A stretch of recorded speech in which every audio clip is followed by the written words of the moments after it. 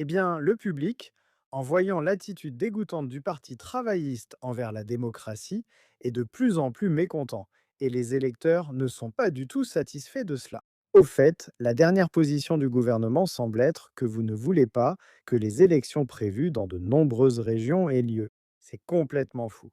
Et vous voyez que la réforme prend réellement position contre cela, contre ce fait. Pour la deuxième année consécutive, il semble que nous allons voir des millions de personnes qui devaient voter ne pas être autorisées à voter. Les conservateurs sournois font semblant de s'opposer, mais rejoignent aussi les travaillistes.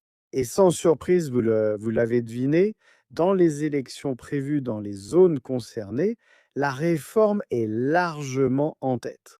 Le parti travailliste allait être anéanti et vous pouvez voir ici que la réforme a une avance massive. Les conservateurs sont en forte baisse et le parti travailliste aussi.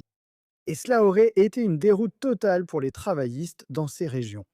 Et quant aux propos délirants des travaillistes disant que les gens s'en fichent, 82% des personnes dans ces régions où les élections ont été annulées disent qu'elles devraient avoir lieu.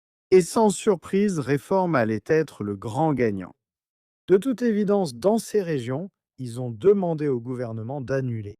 Donc c'est très clair ce qui se passe ici, c'est une véritable magouille de l'establishment.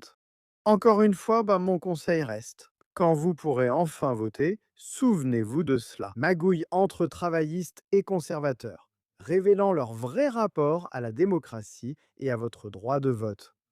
Je continuerai à vous informer. Les gars, s'il vous plaît, mettez un petit pouce bleu à cette vidéo et bien sûr, comme toujours, merci de regarder.